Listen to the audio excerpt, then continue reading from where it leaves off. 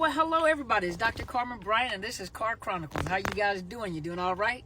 All right, let's talk about this. So, I was sitting here thinking for a minute, and, a lot of people ask the question. I have great conversation with people around me when we're talking about narcissists and their behaviors and, things that are obvious to a lot of us that talk about narcissists, that educate about narcissists, that do a lot of broadcasts and have constant conversations, and that's why one of the biggest things that I like to do is to provide you with that education, basic education about how narcissists act, how narcissists conduct themselves, because you can take that basic information and you can apply it to every situation that you're in, whether you're dealing with a personal relationship, whether you're dealing with a business relationship, or whether you're dealing with politics or anything else that's going on around. It's basic information. And the question always becomes is how is it that people just cannot see?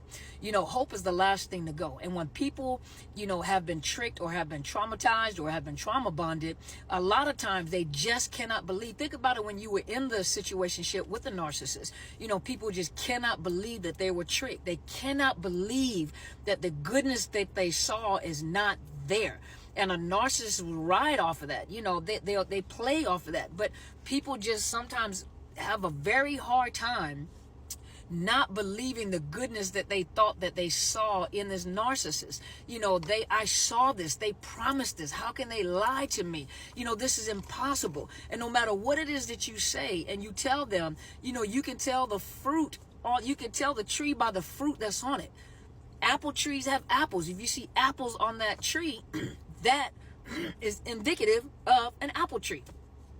If there's oranges on there, that is an orange tree. There's coconuts, that's a coconut tree. You can even tell by the type of branches or the type of leaves that are on there.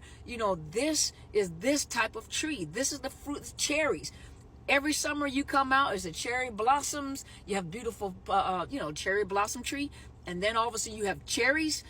That is a cherry tree. The fruit on it is cherry tree. You can tell the tree by the fruits. And one thing people tend to dismiss when they say, oh, they're a little narcissistic and self-centered and everything. People really don't understand how evil a narcissist can be. They dismiss it by, they're a little narcissistic and all into themselves. And, they really do not understand just how pathological, just how evil these narcissists can be. And the higher they go up on the scale, from low, mid to greater, some of them also, not all of them, but some of them also have antisocial personality disorder, psychopaths, and they don't care about people. They do not care about people. It doesn't matter. People hold on to the words that they hear from a narcissist, but they said, because you want to believe. You hold on to your belief and you want to believe and you justify. They're only acting like this. And you begin to, I'm not saying you personally, I'm just saying in general, if it applies, if the shoe fit, cram your foot in it, but there are some people, but I just don't believe that because they promised, and they said. And it's everybody else's fault. And a narcissist rides off of that. They never take accountability of what they have done. And they can do it right in front of people and turn right around in your face and gaslight people in general. Whether it's you individually or people as a group, they'll do something and say something, and people can have proof of what was said or done, and they'll turn around and say, I didn't do it, and come up with an elaborate story about how it wasn't their fault. Because a narcissist they cannot handle failure. They cannot handle bad press. They cannot handle negative views. You may think they can handle it. Oh, well, when you're in the public eye like that, they learn to be able to take the criticism. No, they cannot take criticism from anybody. It doesn't matter what you think you see in a public image or in a public eye. They cannot handle bad press. They cannot handle negativity. It messes with their ego. They can't handle it. It doesn't matter what they say. They can't handle it. And they'll tell you in your face that they didn't say it. It's not their fault. They'll put the blame on everybody else. And the sad part about flying monkeys, whether it's flying monkeys in their personal space, in their circle, or whether it's people that become flying monkeys overall, they begin to repeat the same thing they hear that narcissist say. It's not their fault. This is what they've acquired. It's not their fault. I'm trying really hard to fix this issue. Things are going to get rough. Sometimes things are just not going to be what it seems. And, we're working on it. And trust me, you got to trust me. You got to trust me. You got to trust me. A lot of you that were in a relationship or situationship with a narcissist, isn't that what you heard? Give me time. Let me work on it. You're not giving me enough time. Let me fix it. It's a bigger problem than what it really was. You got issues. And I have issues. And we came together with issues. And I'm trying to fix this. And if you give me the time, it's going to be best time. Wait. Just give me a time. Hope is the last thing to go. And everything is a matter of give me a minute. Give me a minute. Give me a minute. I'm going to fix it. And it's getting worse. And it's getting worse. And it's getting worse. And you still have hope. And you hold on to hope.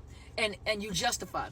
That's what trauma bonding is. If you heard of the Stockholm Syndrome, the Stockholm Syndrome, if you go read the story about the Patty Hearst story, where I think it was a bank robbery that had taken place, and you had these bank robbers in there, and what ended up happening is they became very compassionate. I think Patty Hearst became very compassionate toward the person that her life lingered in that person's hand.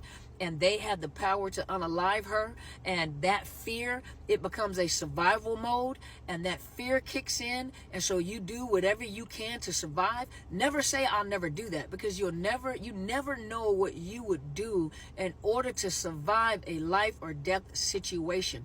And when you're talking about trauma bonds, and when you're talking about Stockholm Syndrome, it's a matter of survival, where you side with the abuser or you side with the person that has the power to end your life, and you become compassionate toward them. Forget about how you feel. You become compassionate. They went through this, and you talk to them, and you get to know them, and you get into their heart, and then you feel sorry, then you justify, then you protect them, and you don't understand, we got to know each other, and you don't understand, and then you start protecting them and justifying their behavior, and it's not that, and you basically become a flying monkey. You have become trauma bonded. You have gotten what's called Stockholm Syndrome, because you would do anything because you fear it's a life or death situation. It's a survival tactic.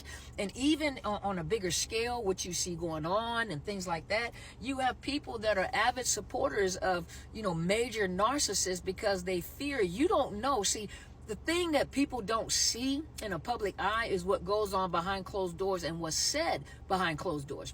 You don't know why certain people are leaving or exiting or trying to get away or leave the earth or whatever, and I don't mean unaliving, I mean just leave, fly, go somewhere else, because you don't know the threats that are put out to people behind closed doors. You don't know how dirty a narcissist can be, because that's not something that they're going to show. I mean, a lot of stuff you do see in a public eye, but you have no idea what's being said in private, where people's lives are being threatened, where people's families are being threatened to force them to comply with a narcissist. Think about it on the level of a personal relationship that you may have had, and the things that was said or not said, that was insinuated, that was talked around. I remember when I was going to court.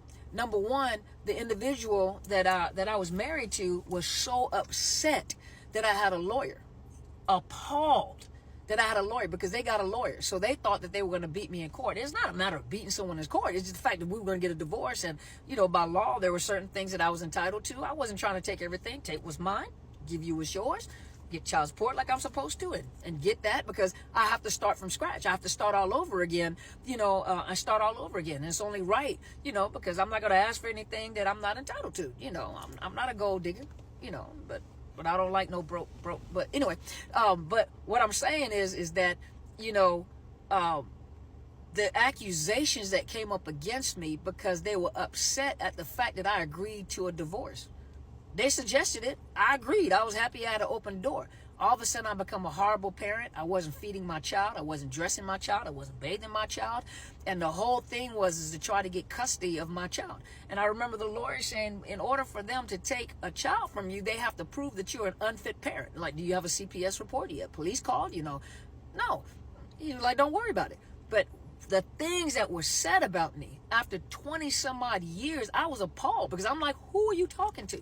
But it was a matter of fear tactics to try to take my kid, but it was to take my kid to hurt me so that they have total control over me. But this is what narcissists do. Narcissists are not just toxic. These are evil people.